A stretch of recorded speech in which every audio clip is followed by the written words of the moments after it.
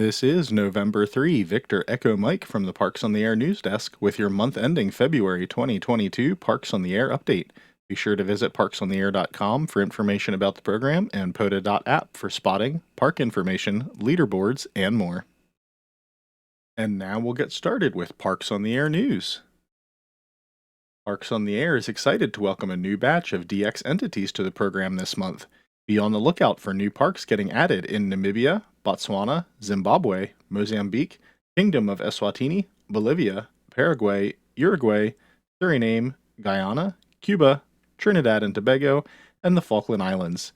If your country, or one you'd like to represent, is not yet part of POTA, please reach out via the Contact Us link from parksontheair.com and we'll help you get started as a volunteer country administrator.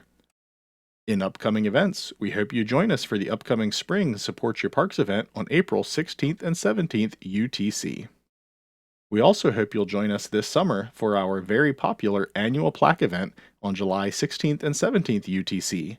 There will be 3 new plaques available for DX activators this year, one each for stations activating outside of the continental US in IARU regions 1, 2, and 3.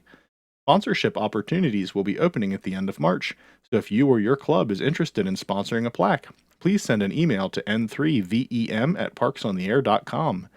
Due to steady growth and improving conditions that make it possible to, as KN4MQR said on Twitter, load up a wet pasta noodle and get pile-ups for hours, we are expecting a very large turnout for this summer's event. And now for the monthly stats update. February had a lot of activity for being the shortest month of the year. With an average of 270 activations happening every day, there ended up being just under 1,500 operators who did approximately 7,500 activations. They did this from over 3,000 different parks in 31 different DX entities. Top activators for the month were N2NWK, who did 217 activations, and K4NYM, who activated 78 different parks. The top hunter for the month was KO4GAR, who hunted 1,044 parks while making 1,796 QSOs as a hunter. In our POTA DX corner, the busiest countries have held their spots, with England as our Region 1 leader at 87 activations, Canada as our Region 2 leader with approximately 285 activations, and Japan as our Region 3 and overall DX leader with 362 activations.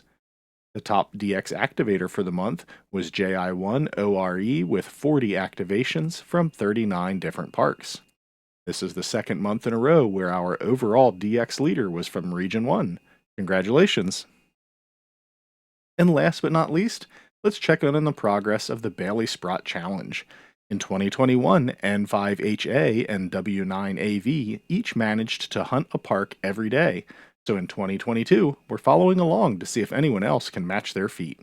At 59 days into the year, we have 5 activators who have activated every day of the year: N2NWK, KE8PZN, K4NYM, KD4MZM, and KB3WAV.